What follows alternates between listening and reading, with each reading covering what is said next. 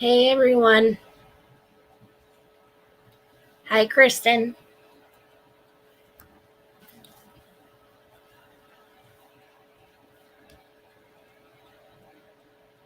See if anyone else decides to join us.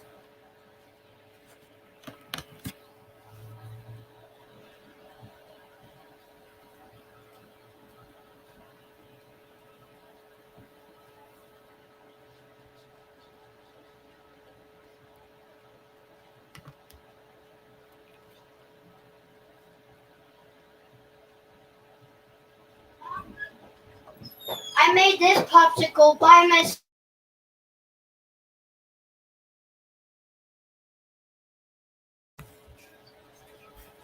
Okay. Well, okay, awesome. Well, tonight I was originally just going to cover the Evansdale murders, but I decided to switch it up just a little bit. And I'm actually going to be covering two very well-known cases, which is the Evansdale murders and the Delphi case. And another one that actually occurred not long after the Evansdale murders. That one's actually really sad. It's about a young girl named Kathleen. So I guess I'll go ahead and get started. In Delphi, Indiana, 13-year-old Abigail Abby Williams and Liberty Libby German were dropped off by family for a hike at the Monon High Bridge around 1 p.m. on February 13th, 2017. When family arrived later in the afternoon to pick them up, there was no sign of the girls. Law enforcement, the families, and the community began searching for the girls. Around noon on February 14th, 2017, Abby and Libby's bodies were found on a half mile away from the bridge they were last seen on. In the following days, law enforcement released information on the suspect. Most information was from a video Libby took on her phone around the time of the attack. Like I said, we'll be discussing both the Delphi case and the Evansdale murders tonight. For those who are not familiar, the first two pictures are of Abby and Libby, and the second two are of Elizabeth and Lyric.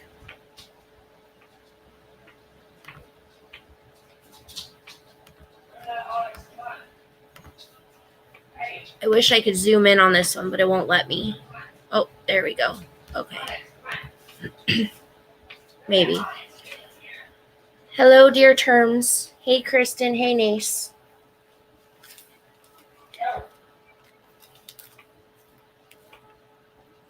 So the police, in the Delphi case, the police released a total of 2 sketches and a short video clip where you hear the man say, "Guys down the hill." Law enforcement also asked the public for information on a vehicle parked on Carroll County 300 North near the Hoosier Heartland Highway on February 13th in 2017 between noon and 5 p.m.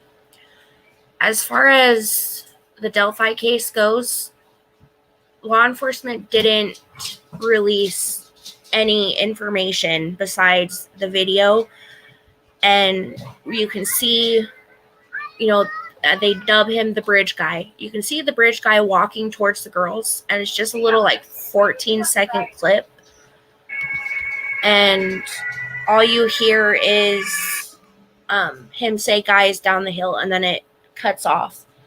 That's one of the hardest things about these cases, is there's so much speculation on what happened and not enough information to that comes directly from law enforcement to really put the pieces together.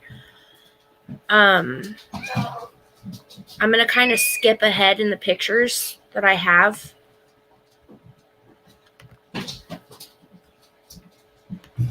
Since I'm kind of doing the overview of the cases first.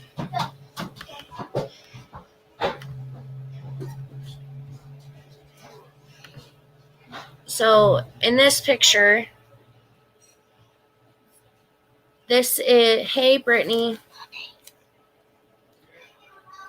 this is a case involving two young girls, 8-year-old Elizabeth Collins and her 10-year-old cousin, Lyric Cook Morrissey. Mom. I can have one more. Yes, one. Mama. So, in July of 2012, Elizabeth and her 10-year-old cousin Lyric went for a bike ride around 12:15, and this happened on July 13th in 2012. They were last seen alive by a witness between 12:30 and 1 p.m. near Gilbert Drive, not far from Myers Lake. Later, when Lyric's mother, Misty, arrived home in the afternoon and the girls weren't there, the community began searching for Elizabeth and Lyric.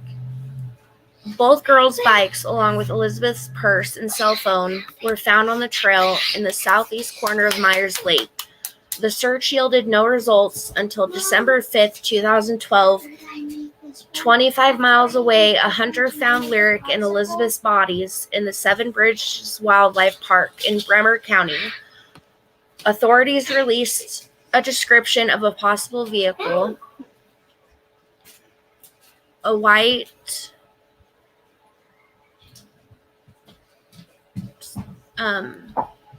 older model full-size SUV. They couldn't really tell exactly what it was. The witness couldn't remember, so they described it as like either a Chevy Suburban or a Ford Bronco. It was seen near the lake the day the girls went missing.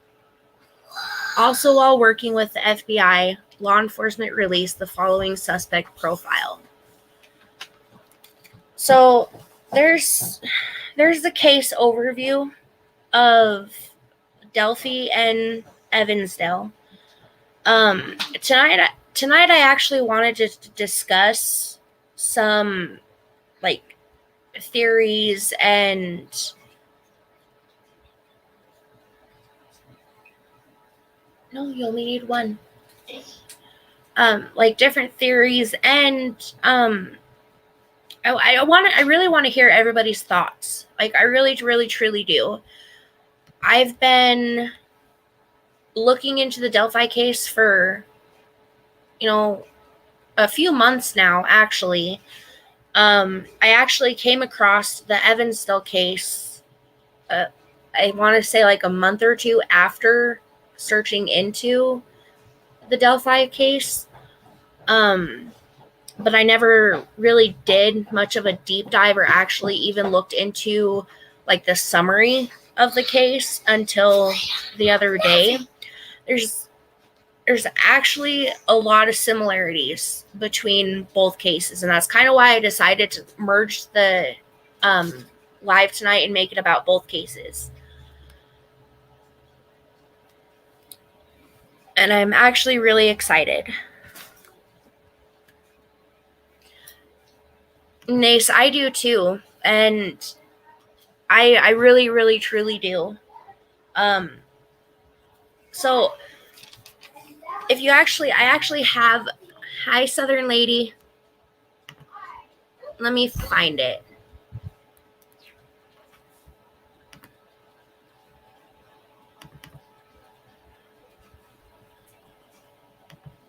So I have a map, and I actually looked up how far away the two murders were from each other. So Delphi, Indiana and Evansdale, Iowa are 5 hours and 54 minutes from each other. These two murders happened within just a few year time span. like 5 years from each other. And we'll jump into the similarities here shortly. But in my personal opinion, I have a really hard time believing that it's not possibly the same person that killed him. I mean, it's really not all that long of a stretch to think that, you know, killed the girls in Iowa, moved, and then, you know,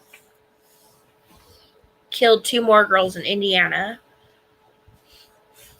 It's really not all that far of a stretch.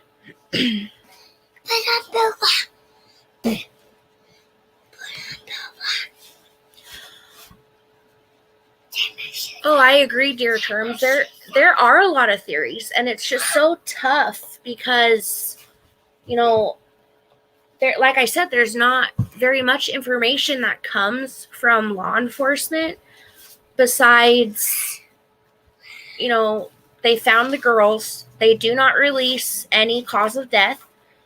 All they released in the Delphi case was the little 14-second video clip and then the 2 sketches. And they actually released... Hold on. Let me get to it.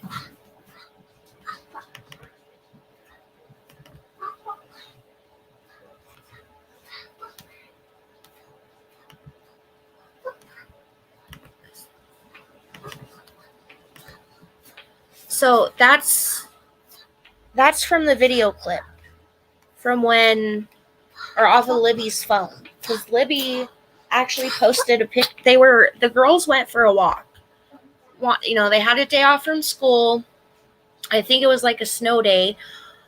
Wanted to go enjoy the weather because it was, you know, in the middle of February. Went to the bathroom. It was the middle of February. They had a day off from school. Wanted to go enjoy the weather because they were having beautiful weather for the time of year. You know, and just enjoy their time. And according to what the family has stated, it wasn't unusual for the girls to want to go to the Monon High Bridge because there's a lot of different trails. There's, you know, it's a popular hiking trail in Indiana.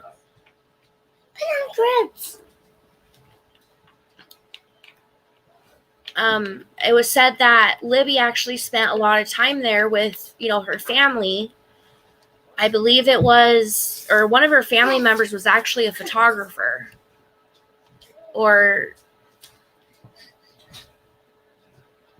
And so they would go and hike the trails, take pictures, and, you know, just spend time as a family. But this is actually the best picture that I could actually find of the bridge guy. So the FBI profile that they gave, Southern Lady, Evansdale happened in 2012. How close to Lafayette? Just one moment.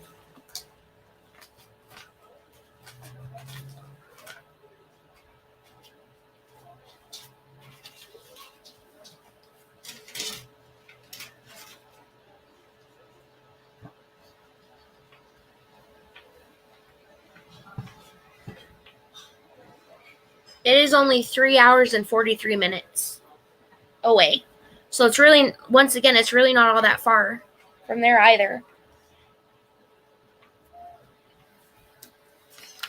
But yes, Evansdale happened in 2012, and the Delphi case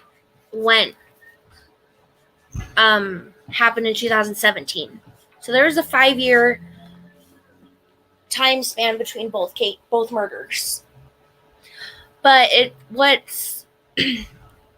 what really makes it odd is the fact that there were 2 girls abducted in each case. the case, both murders occurred in broad daylight in the afternoon hours.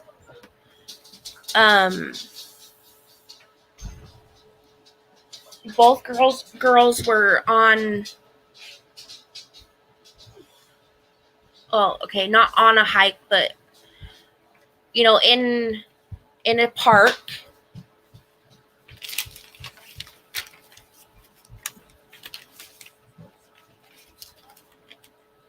There's so many theories that I want to discuss. I was really excited to do this case.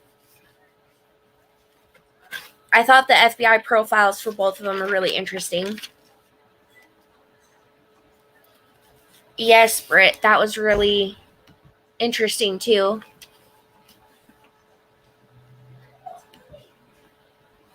Ooh, that's a good idea.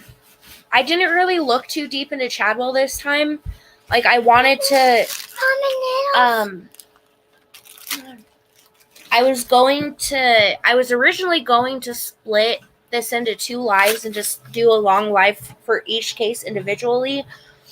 But I decided I wanted to discuss both of them first, do a case overview, kind of introduce them, and then later on, if you guys are interested, I'll go and do a deep dive into both cases separately.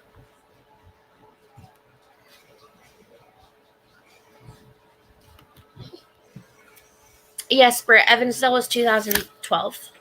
It happened July 13th, 2012, and Delphi happened February 13th of 2017.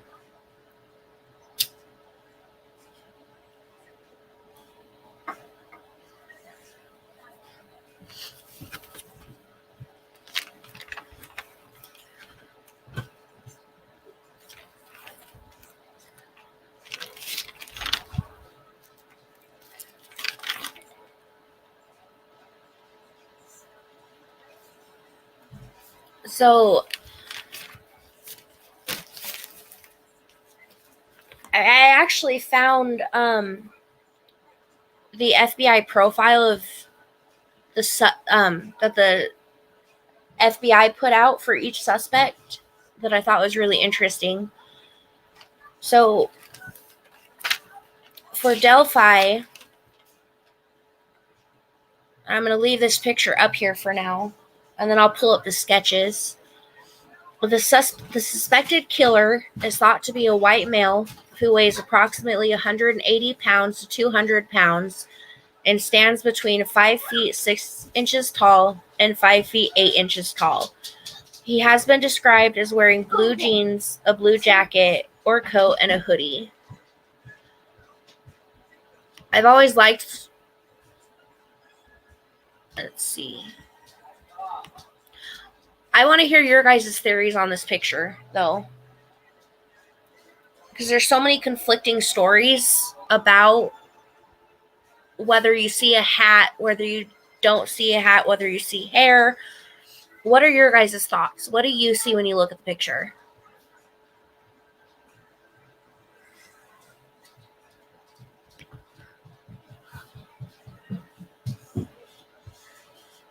I was ready. There was a vehicle description for the Evansdale case. They described it as an older white SUV type vehicle, either a Chevy Suburban or a Ford Bronco.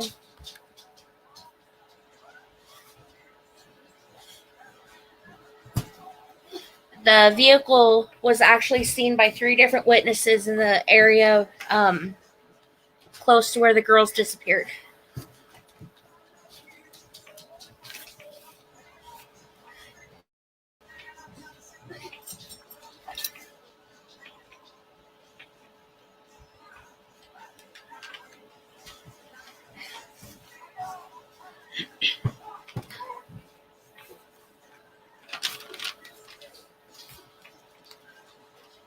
And they actually gave a longer FBI profile for the Evansdale suspect. And they actually did have a suspect in mind for that one for a little while. And I'll get into that more when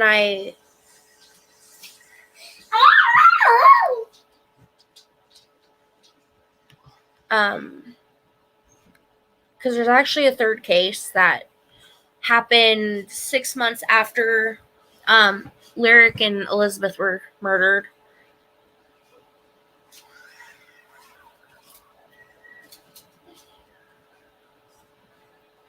Hey, Bryn.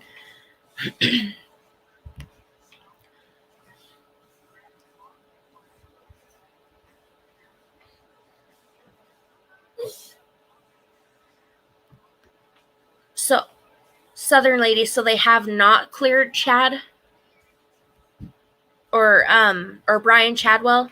Excuse me.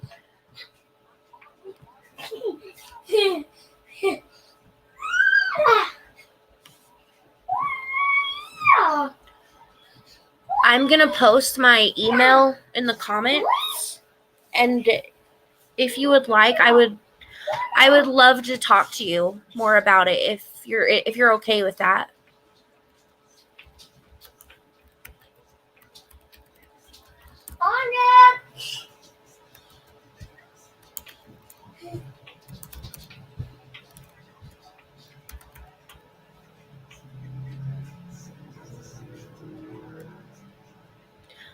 Okay, that's actually really, really good to know, because that he hasn't been cleared yet. Because this is what I was talking about during my last live, was the media blackout. That Carroll County imposed a total blackout on releasing any information about possible persons of interest in the investigation into the February 13th killings. Because I know that his attorneys were looking at getting a change of venue, and I read that and haven't heard anything else since on anyone's thoughts about him. I personally believe that he is a very good person of interest. I remember when... Hi, Molson Man. Yeah, I ended up changing the time tonight. I was actually supposed to have tomorrow off, but ended up needing to cover a shift, and so I needed to do it a little bit earlier tonight. And so that's why it's early.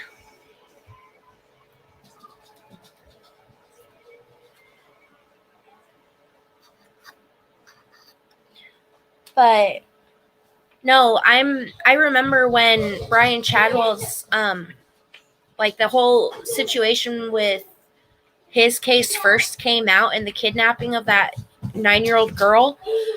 I remember going and I like stalked his Facebook and went as far back as I possibly could on it to see if like what he was doing, or like if he had posted anything of interest back in 2017 around the time of the murders of Abby and Libby. And there was actually quite a few really interesting ones. I have pictures somewhere, but I have to go back and see if I can find them. That's part of why I decided I would just discuss both lives or both cases tonight, and then do a deeper dive into them in the next week or two separately. Yes, Nasa, we did. We spent a lot of nights discussing it.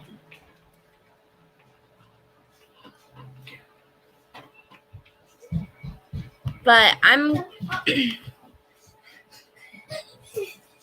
Push me. Scotty pushed me. She pushed me.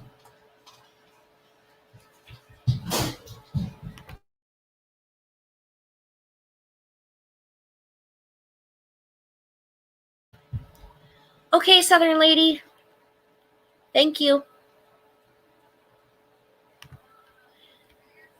Yes, it did. And that's actually something else that actually brings up something else that I wanted to talk about.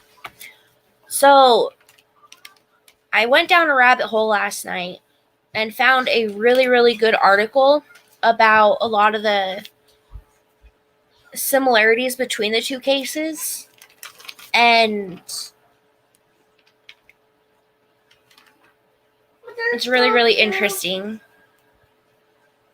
because a lot of the things that we were able to find on Brian Chadwell, he fits the description almost perfectly. Dog poop.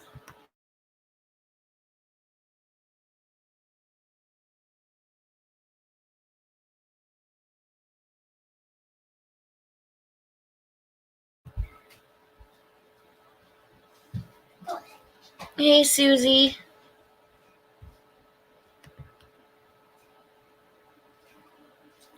I know, I've had to delete so many screenshots too. And I actually learned something new. I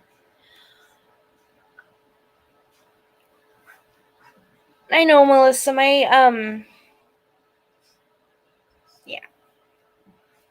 I learned something new the other night. So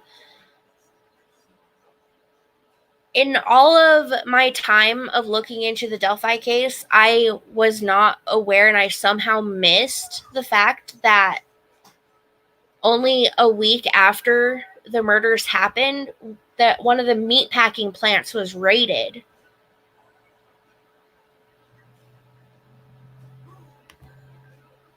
So shortly after the Delphi murders, Indiana State Police raided a nearby meatpacking plant due to a bomb threat, which may or may not have been the actual reason for the raid. And what's interesting is the location where the girls were found is only 2.5 to 3 miles away from the plant.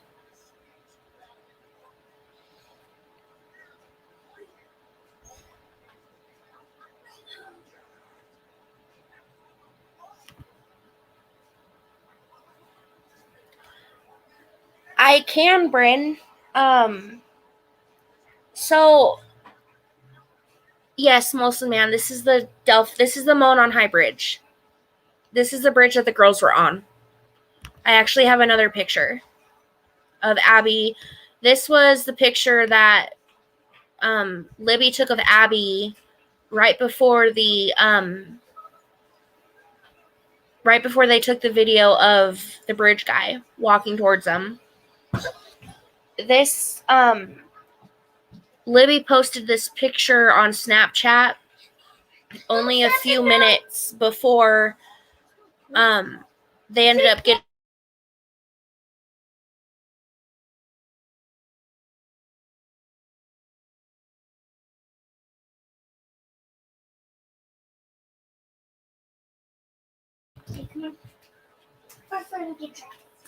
but this is the actual bridge that they were on. Hey, not your mama.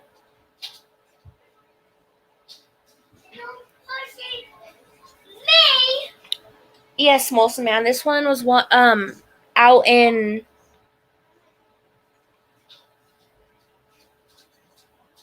the news. I think they released these pictures a day or two after the murders occurred.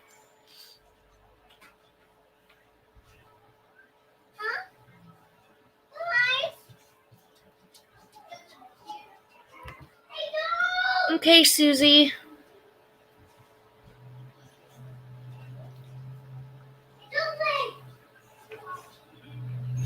But I'm actually going to show you another picture that first we'll start with the sketch.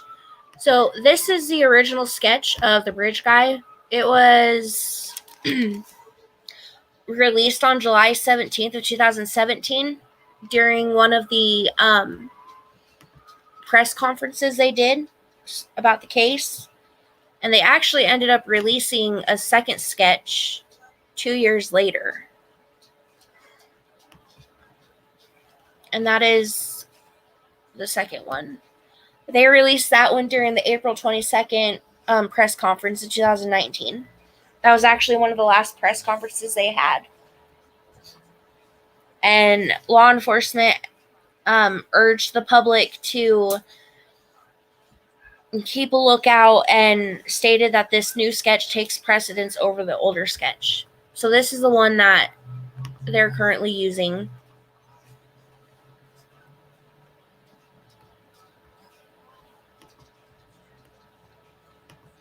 But a little interesting tidbit.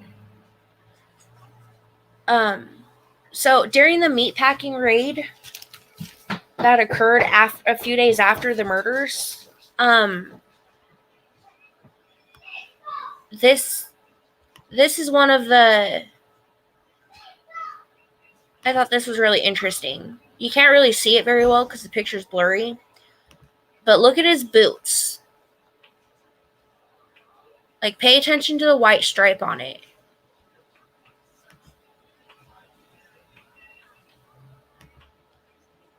This is actually a pair of boots that law enforcement took from the raid at the meatpacking plant.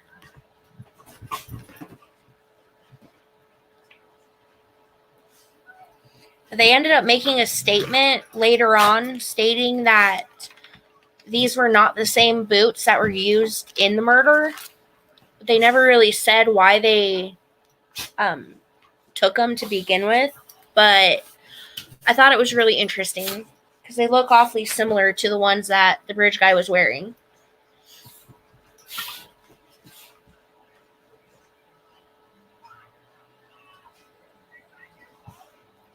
Yes, I was going to play the audio, but the last thing I want is to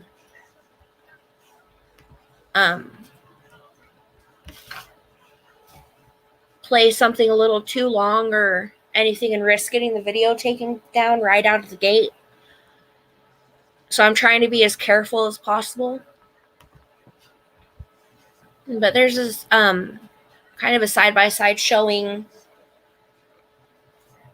the boots. Well, I don't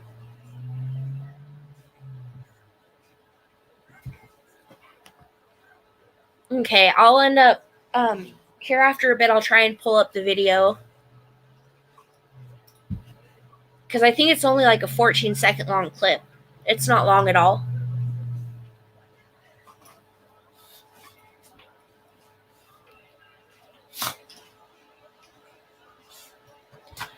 In fact, let me go ahead and do that right now while we're on the subject.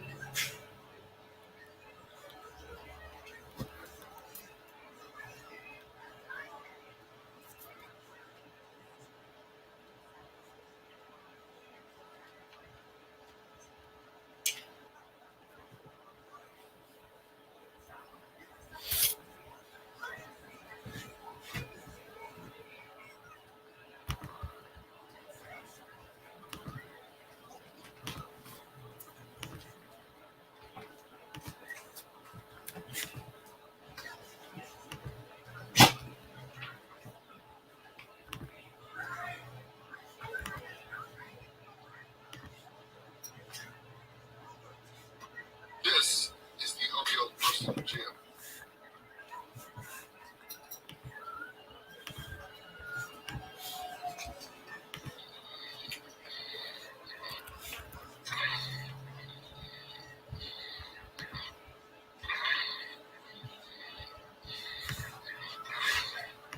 Can you guys hear that at all?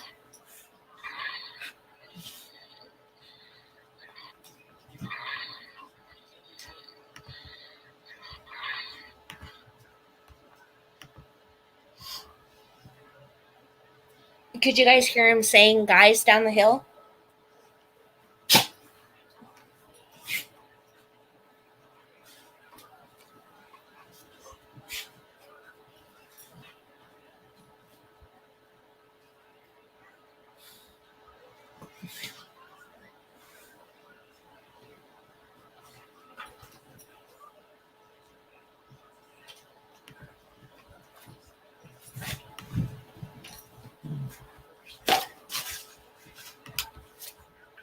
Let's see.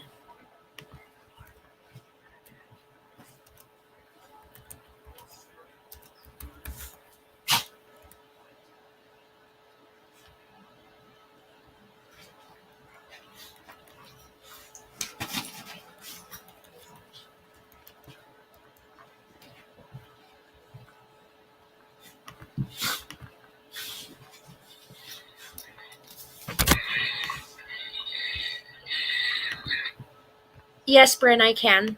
Just one moment. I gotta re-find it. I clicked off of it.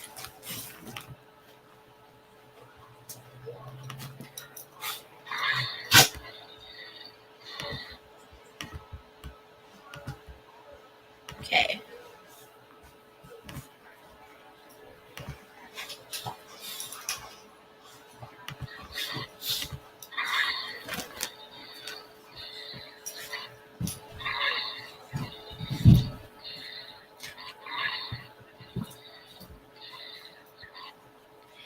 Yeah, this one's really muffled. I have a better audio clip. I just have to see if I can find it. Oh, you're good, Bryn.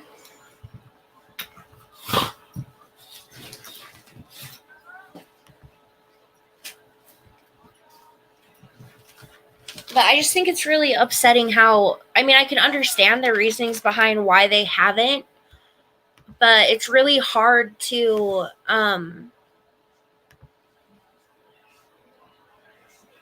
like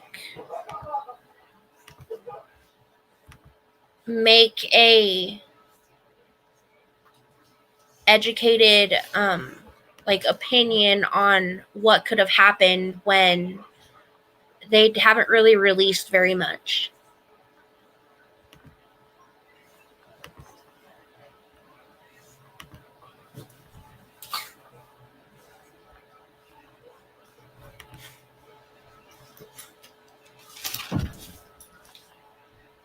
Oh, did they? Oh, that's really cool. I'll have to see if I can find it, because that would be really interesting to see. Like I said, I personally believe that he could be the bridge guy. And I honestly, truly believe that these two cases are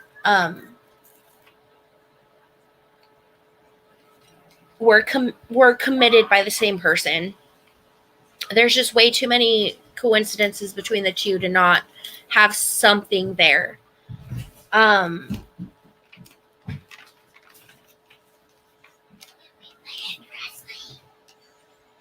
What? If they're able to play, that's fine.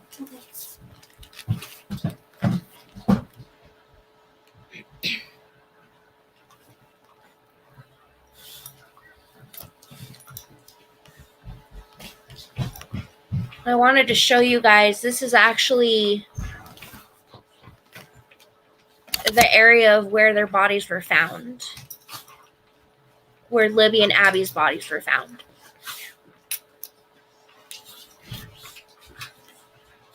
And when I was actually looking into it, I heard a lot of people, read a lot of people that said where the girls were at was kind of like, and I watched one of the documentaries and they said the same thing. Where their bodies were, it was described as like a bowl-shaped depression into the ground, like into the area.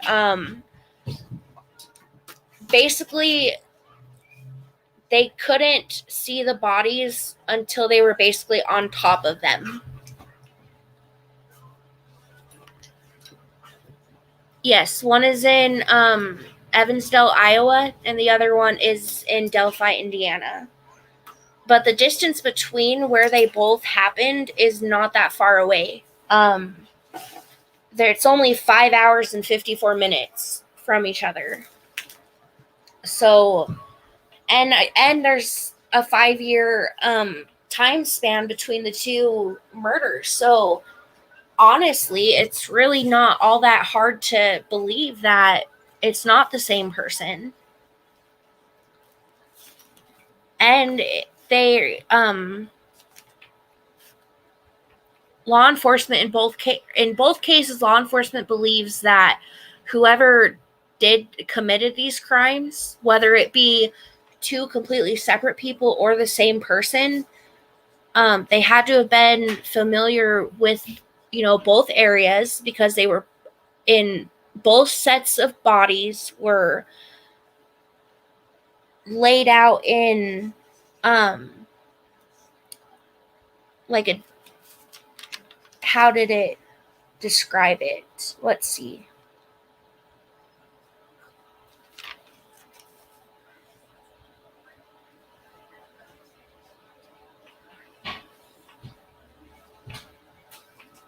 Hey, Angela.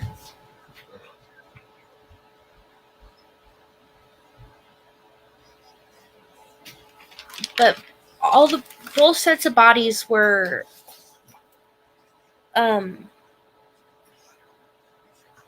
basically in an area where there wasn't a lot of foot traffic, and it was very secluded. And where the girls' bodies were found, I believe, in as far as the Delphi case goes, Abby and Libby's bodies were discovered close to private property, if not on private property.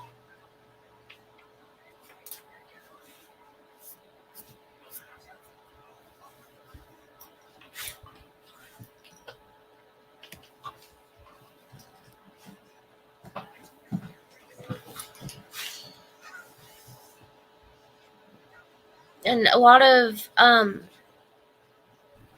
the reasons why people believe that it is just one person who committed both crimes. I don't know how you guys feel about like the numerology aspect of things, but I thought it was really interesting.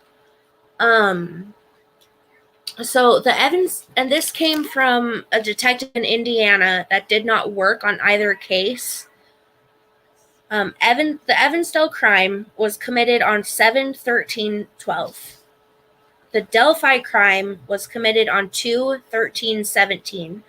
The two dates are perfect reversals of each other.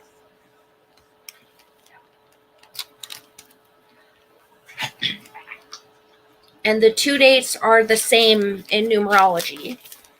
If you add 2 plus 1 plus 3 plus 2 plus 0 plus 1 plus 7, you get 16. If you add 7 plus 1 plus 3 plus 2 plus 0 plus 1 plus 2, again, you get 16. Add 16 and 16, you get 32. And according to this detective and according to those who study numerology, 32 is a very significant number, and it's has a lot of like ominous overtones. Yes, Southern Lady, the dates are reversed.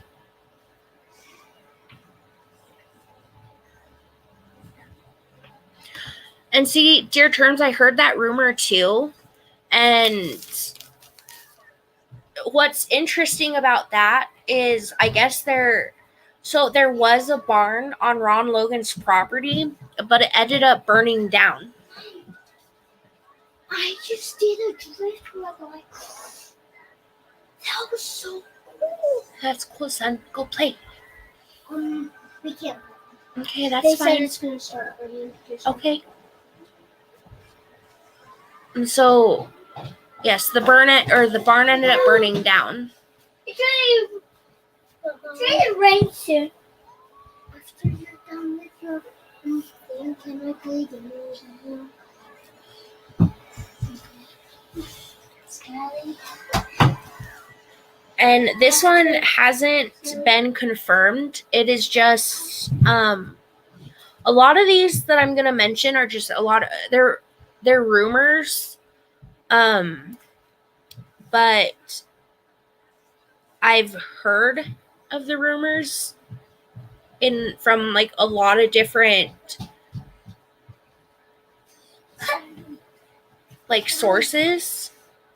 And I've read about them in a lot of different like places, whether it be Reddit, on Facebook, in groups, all over.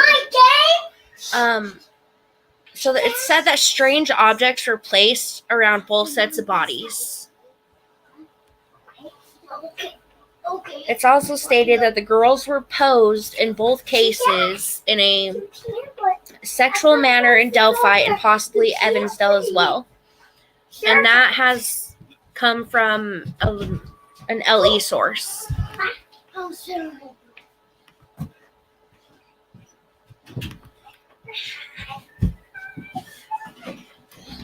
And this is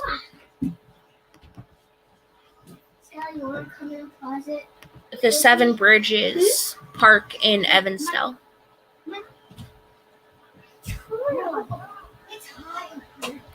I completely agree with you, dear Terms. I completely agree. Yes, and see that is what causes these cases to be so frustrating, is there's so many rumors and it's so hard to know like what is true, what's not, what has come directly from law enforcement, whether it be somebody that's just close to somebody that works in law enforcement and knows the case, or whether they're just claiming that it's come from law enforcement. It's really difficult. So in both cases, the sets of girls were trapped at the end of a path from which it would be hard to escape.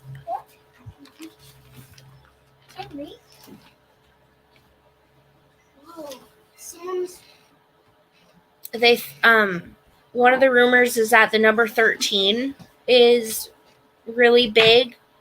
Both occurred on the 13th day of the month. Friday, July 13th and Monday, February 13th.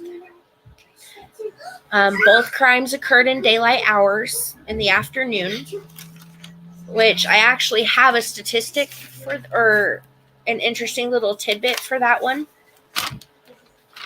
about crimes such as this being committed in daytime.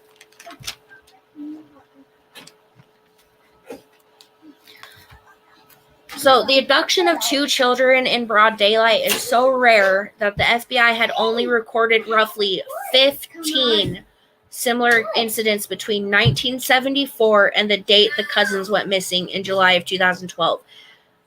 15 cases. I really can't jump in.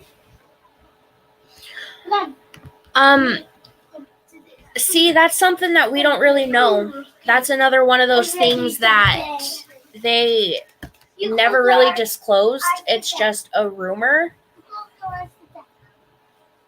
It's a rumor that both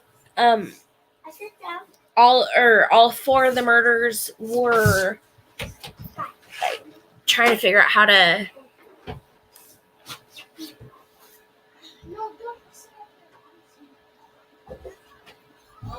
that's what the nature of the murders was like sexual in nature.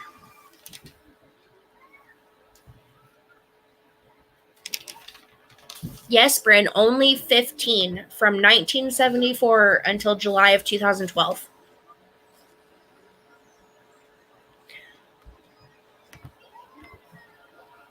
I believe that was a rumor as well. I'm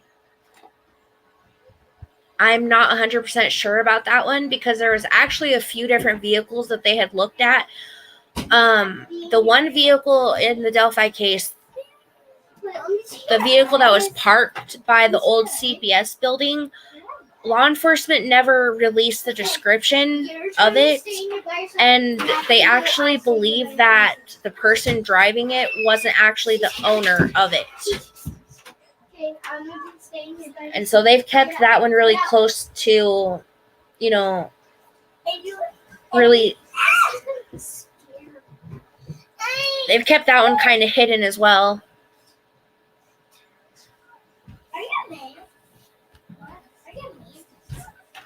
Oh, my back.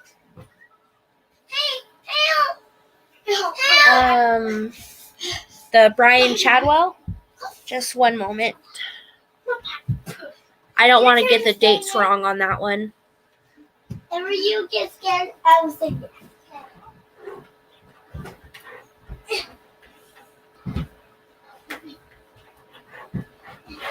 Your shoe is in the way.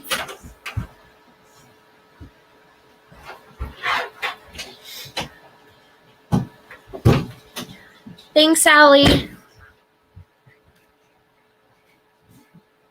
want out. I just told you. My turn to stay here again. Thank you. My turn to stay here. I don't want to come in here ever again. How about let's both stay here again? Yes.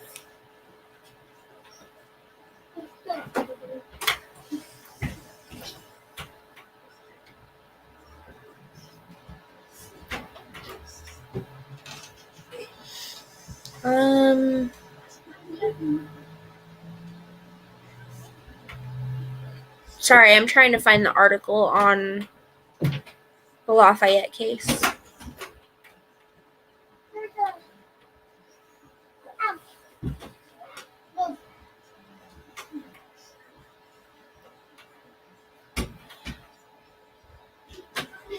So, Brian Chadwell was arrested on April 19th, 2020 or 2021 after Lafayette authorities received a report about a missing child on Park Avenue. The child's parents called for help after their 9-year-old had been missing for around 30 minutes after 7 p.m. So this is yet another abduction that occurred in broad daylight. Only difference is there it was one singular child, but it still happened in daylight. He actually ended up luring the little girl into his house with his dogs.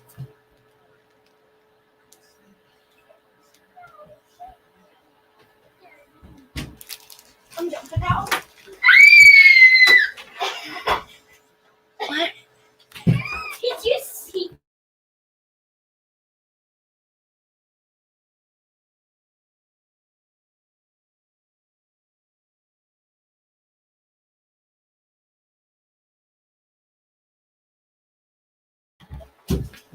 Okay, I'm gonna go back in there and then pop out again. No, I'm gonna go in there. Yes, Nasa, I'm glad too. Like, that one was really, really sad. If we get scared, we just.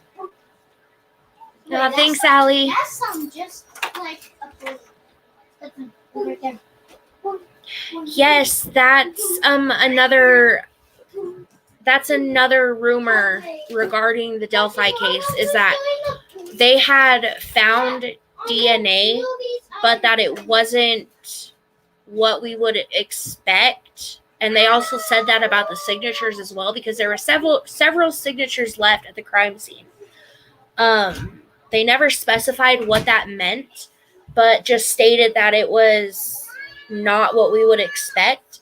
Brian Chadwell, when he abducted the little girl, he not only assaulted her, he beat her as well, had her chained down in his basement, and ended up having, sicked his dogs on her and had his dogs bite her.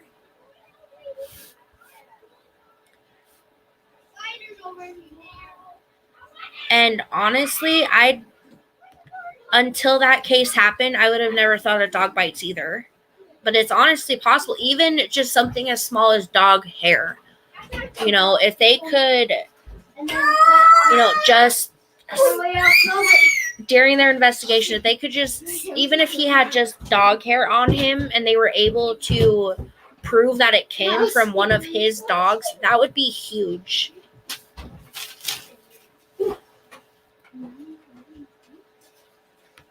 He really does, Molson Man. He really, really does. He is very, very similar. Hey, You guys have to Alexis. jump out. You guys have to jump out. I agree. I believe there is a copycat killer as well. Come on, it's just here. There's just two. I don't know. It's all so strange. Now all of us get our time's up. You can talk to me still.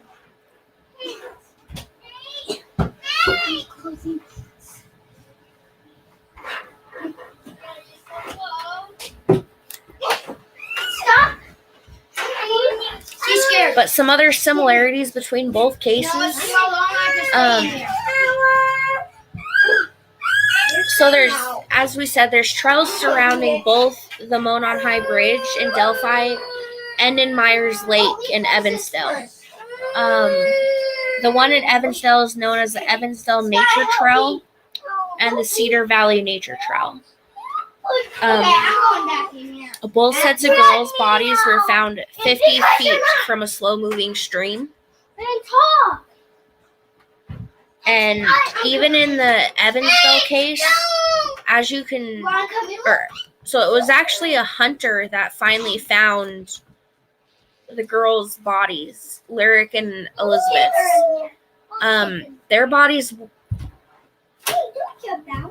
Their bodies weren't found until 5 months after they were murdered. No, that's my spot. Get on with it.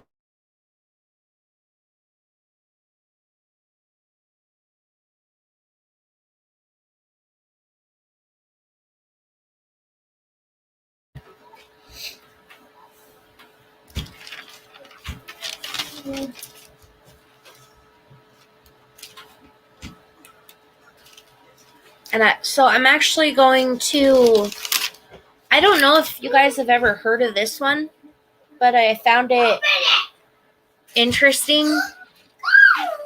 It coincides with, No, I already got it. I opened it. oh, here's a picture of what the witness described about the white vehicle.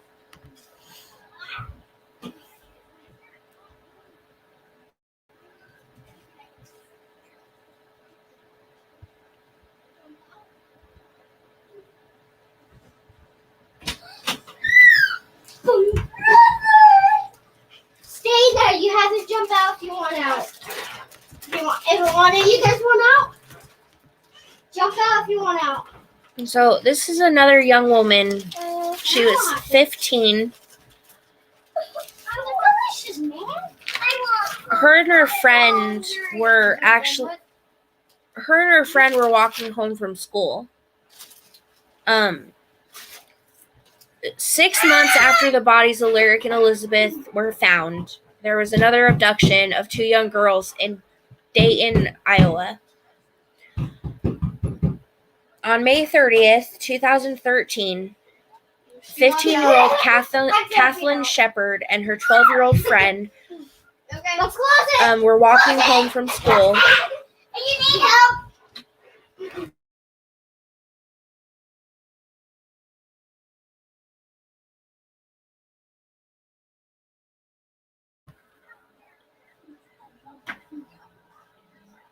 While walking home, the two girls were abducted by a man that was able to lure them into his vehicle under the threat of violence.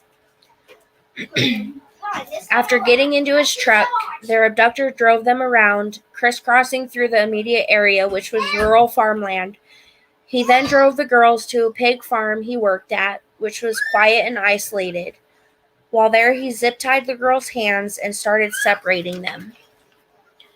He led away 15-year-old Kathleen, but left the 12-year-old, and I'm keeping her name private because she is still alive, and she is a minor. But he left her 12-year-old friend in the truck.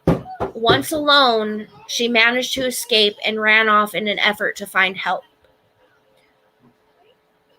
When she was able to find help, when police arrived at the scene, the abductor, who they later identified as Michael Klunder, was found in his truck deceased. They did a search for Kathleen, but they were unable to find her body until several weeks later. Her body was discovered in the Des Moines River, about 20 miles downriver from the pig farm. She had been stabbed and beaten to death. Michael Klunder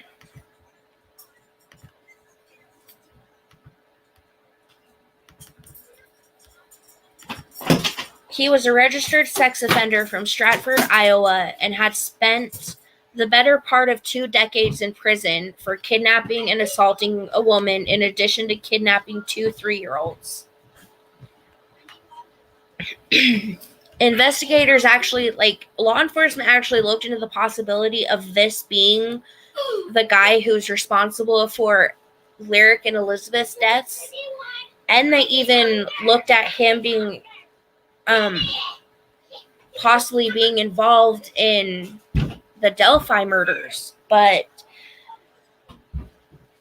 he ended up having an alibi, and the forensic differences between the 2 cases. So he ended up not being their guy, but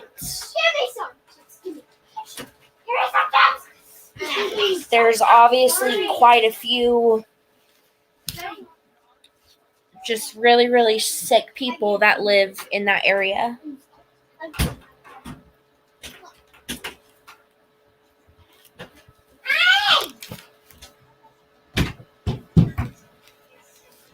I had never heard of this one either until I started looking into the Evansdale case.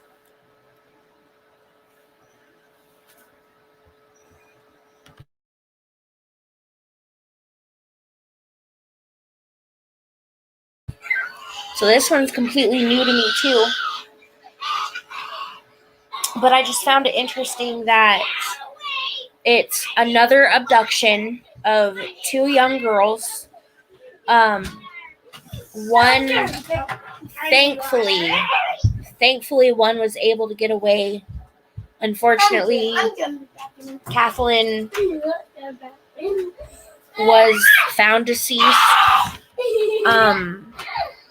But it's really, really sad. I'll never understand how somebody can do this.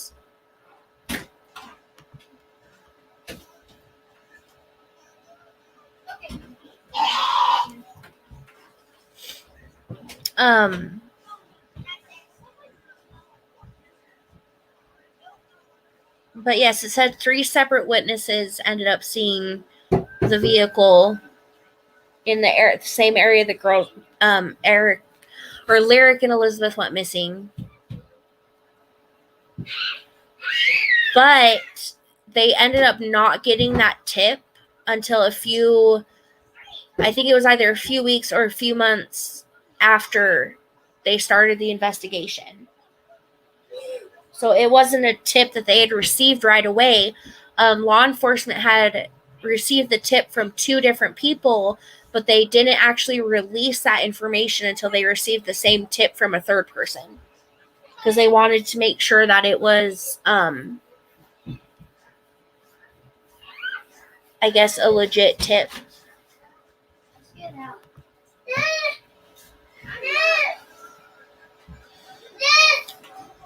I have not heard of that one. I will definitely look into that one, though, because that's really interesting.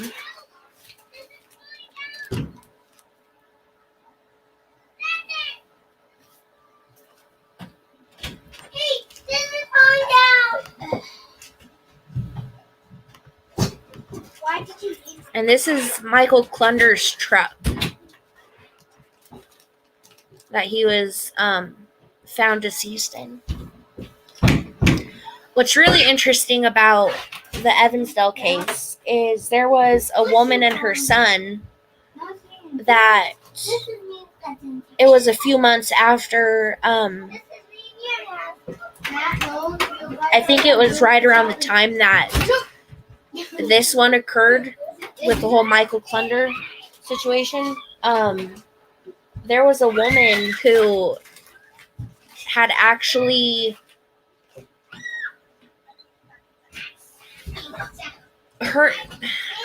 it was a murder-suicide. This woman decided to take her 8-year-old son and stand in front of a train. She had told law enforcement, or it was either, I don't think it was law enforcement, it was, I believe she was going through counseling and had told her caseworker that she had been feeling like really depressed, and the medicine she was on had made her feel like she wanted to stand in front of a train. She had told him that she had letters in her home, like a 6-page letter from 2 guys who admitted to killing Lyric and Elizabeth, and that she used to hang out with them, and they had confessed this to her. So she had them write a letter, and she kept it locked away in her apartment. Well, when investigators and law enforcement ended up going and searching her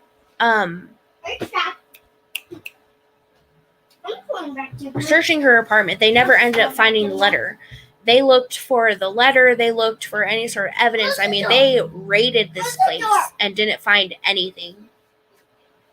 So I don't know if anything ever like came from that, but I thought that was really interesting.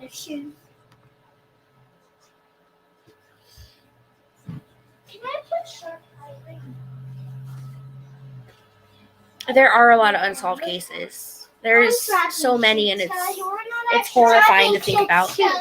You want to know the shark name on Roblox? I'm gonna shoot. Sky, you want to know the shark name on Roblox? What shark name? What?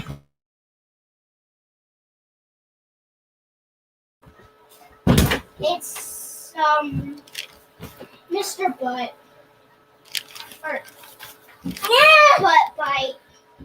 It's Butt Bite. Butt Bite? Yeah, it's Butt. No, it's not. Yeah, it is. I've been tricking you.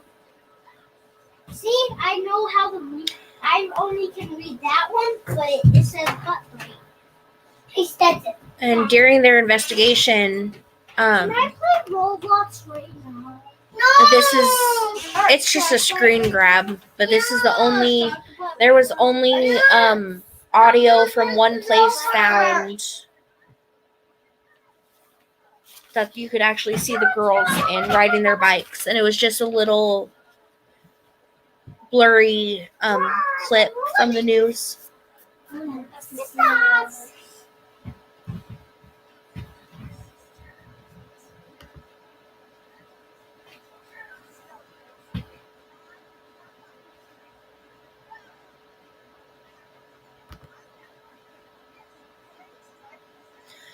And see, that's kind of my mindset too, Melissa, is that there's a reason why they're Sky, can you fit in this? Yes, I can. Not doing anything about them. Don't lay down like this. And it's really, really sad. I mean, there are so many families out there who are grieving the loss of their children, loved ones,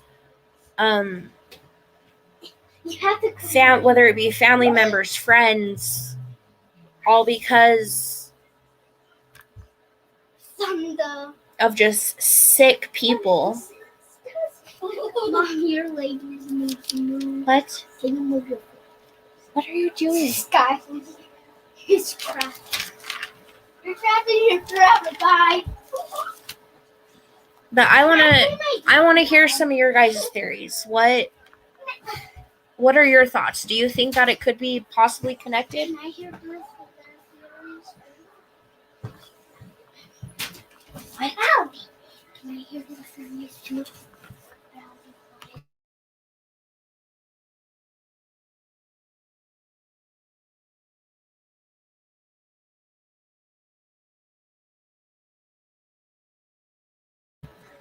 What was the other thing?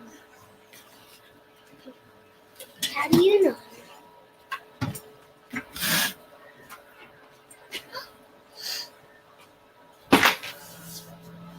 Well, I'm candy then.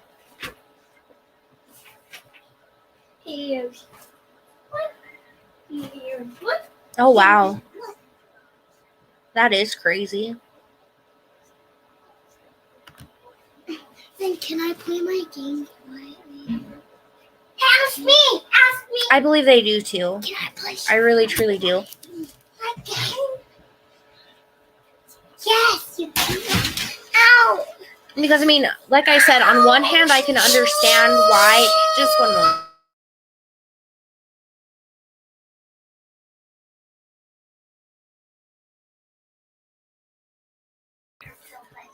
But on one hand, I can understand why they keep certain information quiet, because if they do have someone come forward to confess, or someone who has a tip, that could be the missing link to being able to solve the crime. Mom, can I play? But on the other hand, they've kept so much hidden that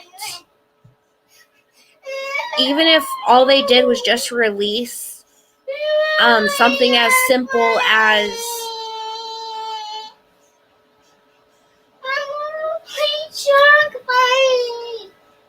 I'm trying to think of something, because you wouldn't want them to release the cause of death, because that could be, they might want to keep that See, even Skylar just, wants me to play you know, right, Skylar? See, look. Mom, look. See, even Skylar wants me to play Shark Bite, right? Skylar? See, look. Mom, look at Sky. It is. It really, truly is. But I mean, even if they just released, Mom, a few little things, like even if there was a little bit more to the audio and the video that was on Libby's phone,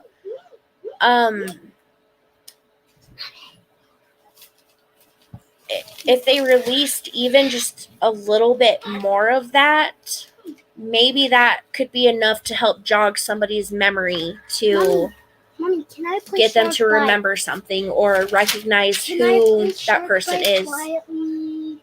Please, let's go.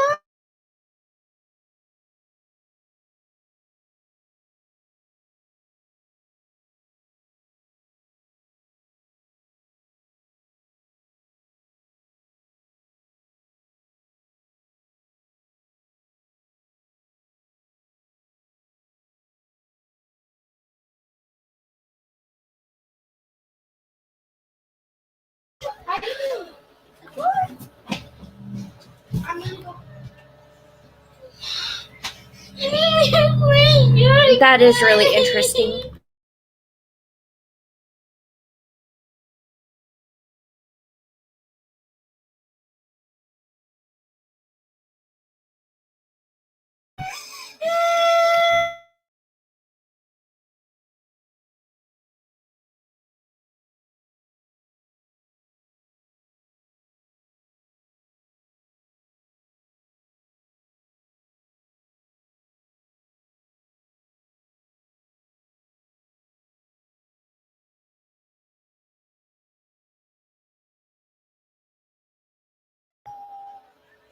But as far as like the Evansdale murders go,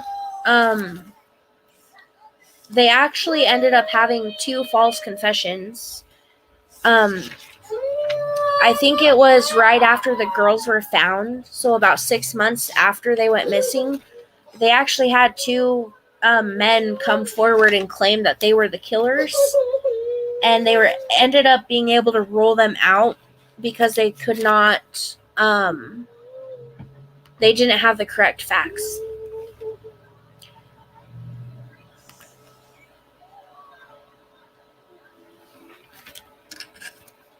I don't know why anybody would want to come forward and take responsibility for something such as that, but there's a lot of really sick people out there.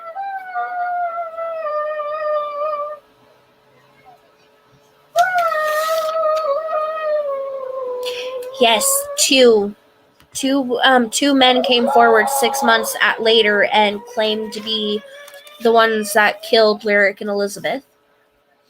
So, and that's kind of what I mean, is I don't know if that's partially the reason why they haven't released very much.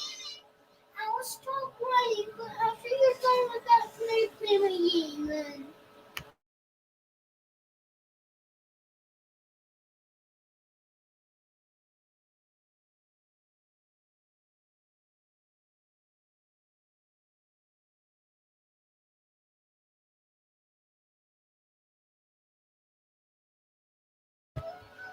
But I don't know if that's the reason why they keep a lot of that, like, quiet and don't release very much to the public.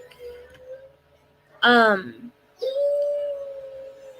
it's just really interesting. It does. It really does happen.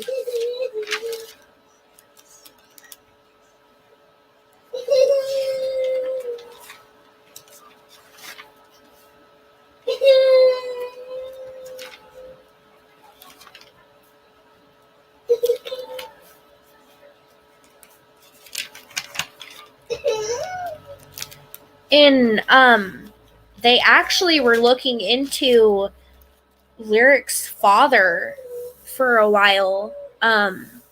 They thought he possibly could have been involved in the girl's disappearance because Lyric's mother and father were both struggling with a lot of like drug abuse and had a history of,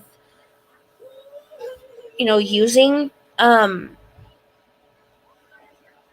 Her father, Dan, was actually in police custody when she went missing. They ended up releasing him for a short time so that he could be with his family, and he ended up getting sentenced to 90 years in prison due to his drug use. He was charged with manufacturing and possession of methamphetamine.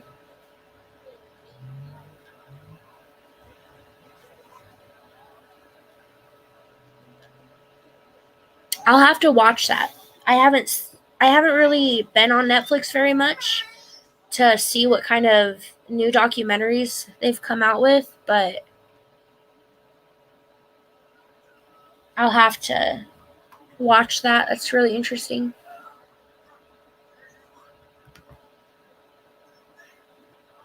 I'm sure they are. I would believe that they're very closely tied together.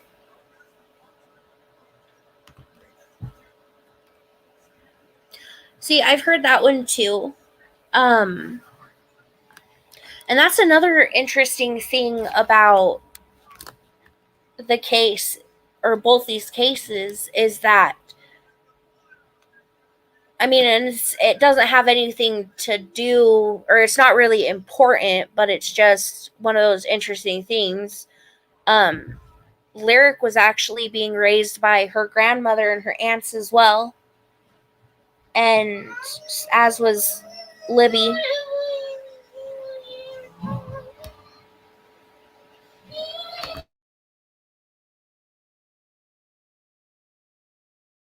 I don't know their sign, but I know I have the dates of when they were born. Let me get to it real quick.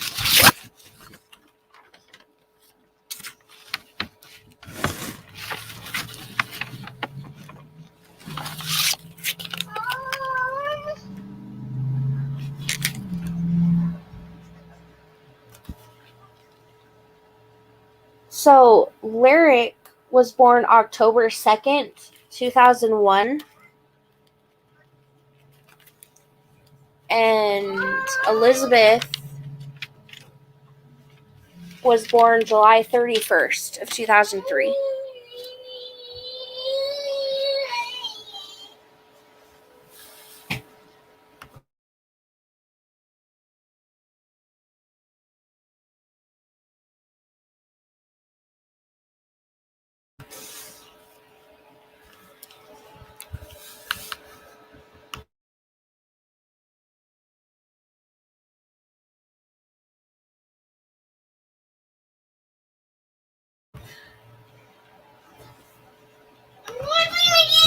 Oh, do you?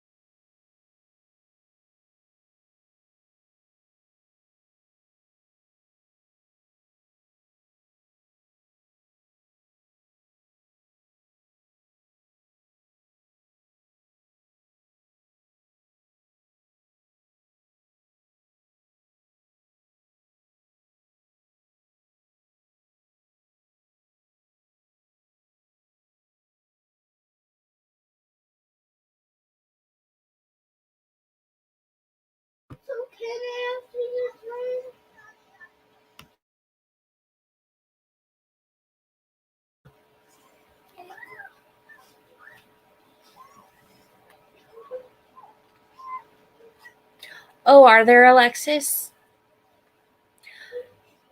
I just really, really hope that they do eventually find out who is responsible.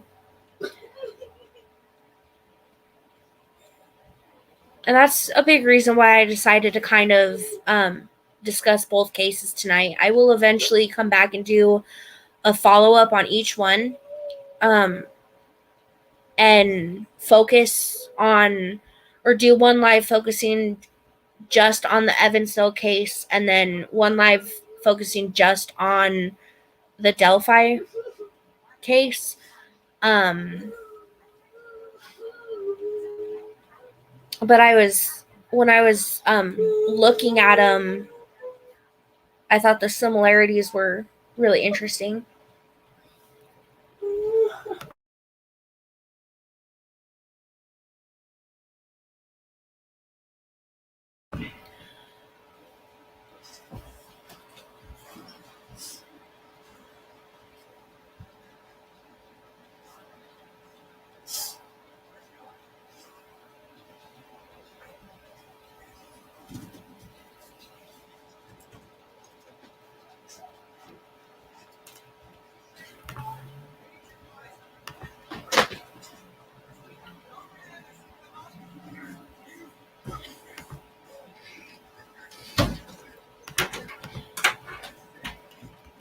And I found it really sweet of them to do.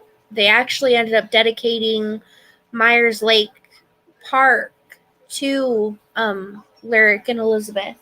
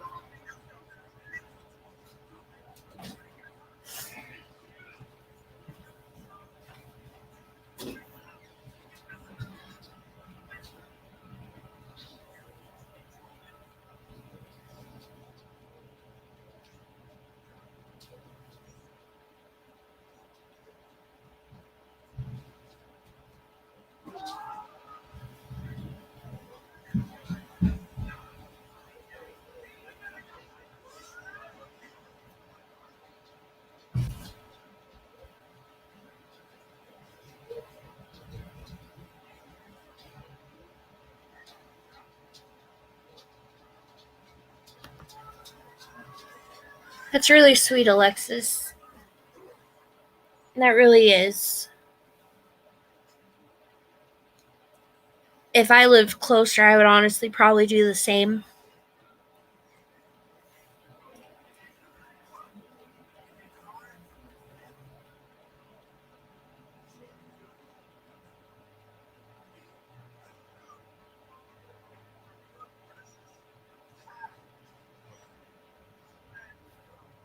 But both cases are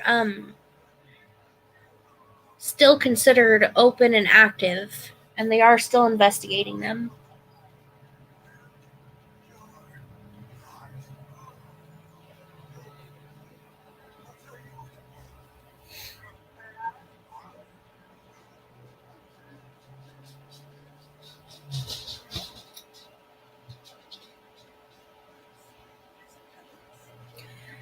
And because they don't have a actual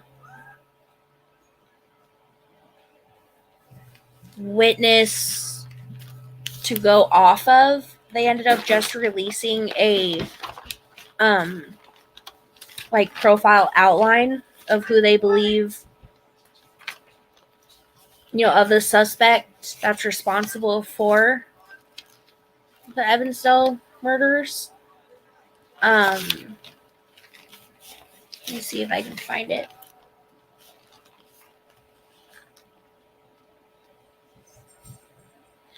Hey, Rena. I'm glad you could join us.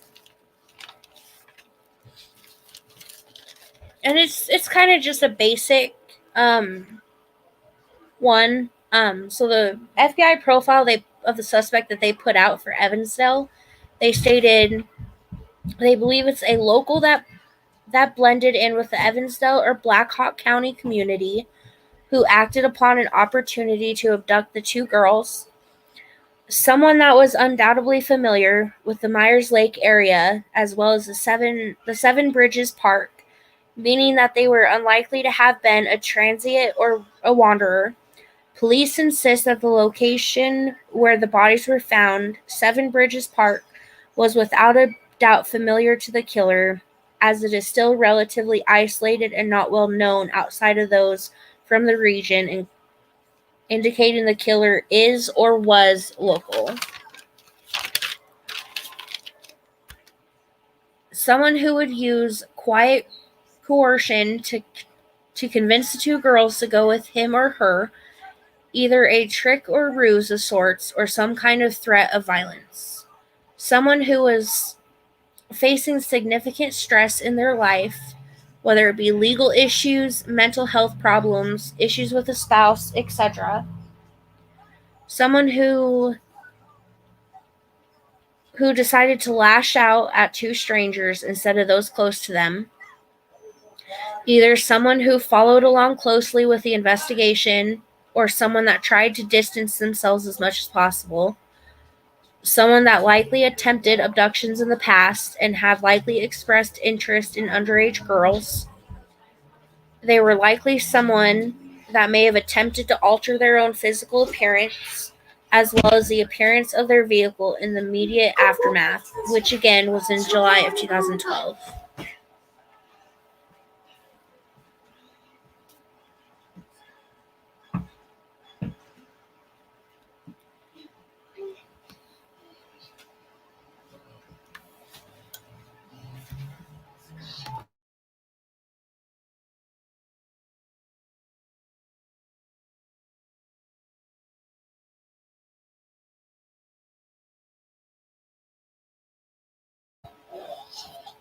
Hey, Rena.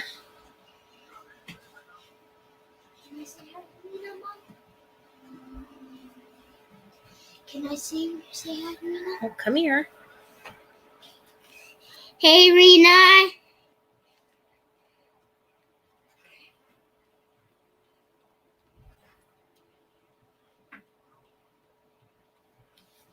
Tell me what she says. Okay.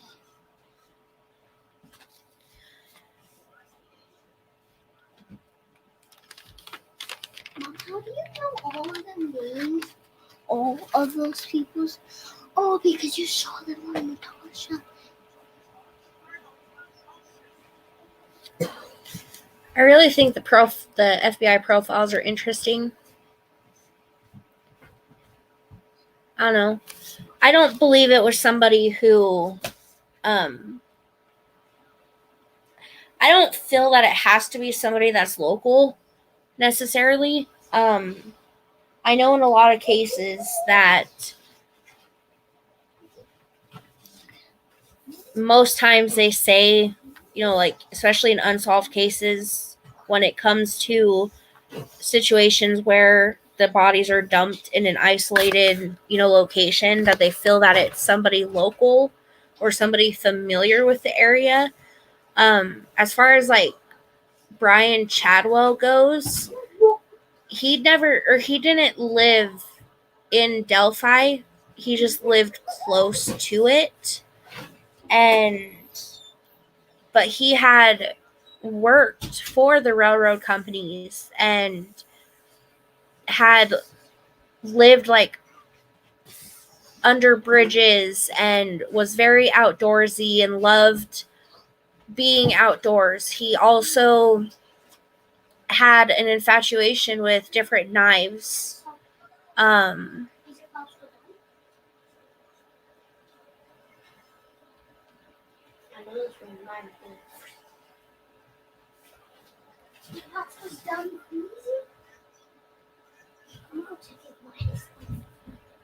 I know what you mean, and it makes sense.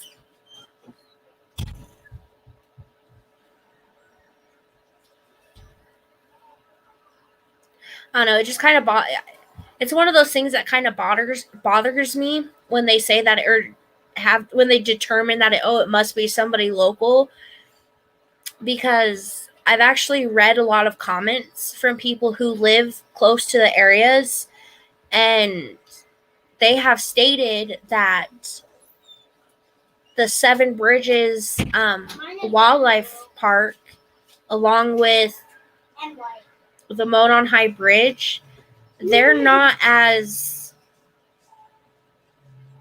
like hidden from the public as the media makes them out to seem.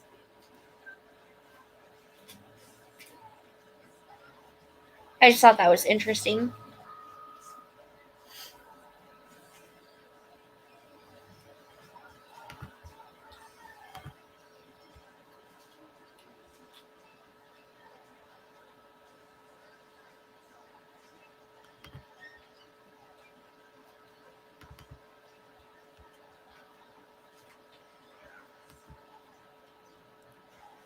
And here's another picture kind of showing a little bit of the area of where Lyric and Elizabeth's bodies were found. As far as that case goes, I feel like law enforcement could have at least, at bare minimum, released, or, well, been more specific on whether, because I read a lot of conflicting statements on whether it was just remains that were found or if it was full bodies that were found rather than just skeletal remains. Because I feel like that would make a huge difference on, whether the girls were killed immediately after they were abducted or if they were kept somewhere and were kept alive for a certain amount of time before they were killed.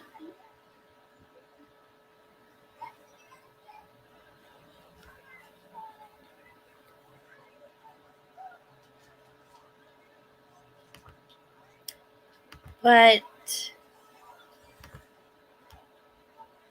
that's really all I wanted to come on here tonight and do, was just kind of introduce both cases and just do a small overview and discuss some theories on what I think happened. And that's the thing, Southern Lady, is I read on one article they would say skeletal remains, and then on another one they would say their bodies, and I feel like they should have been a little bit more specific, because a lot of the things that were put out in the media were really conflicting.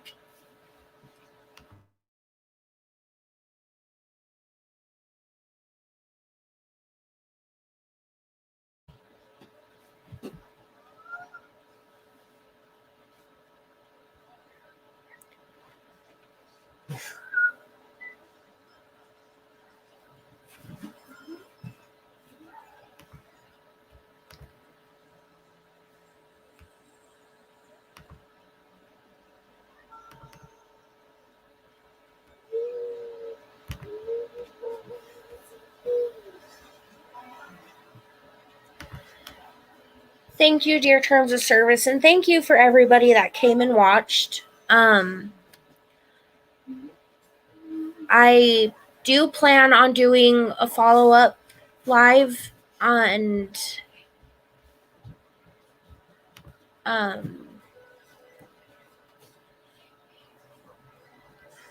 I'll have to look that up, Southern Lady.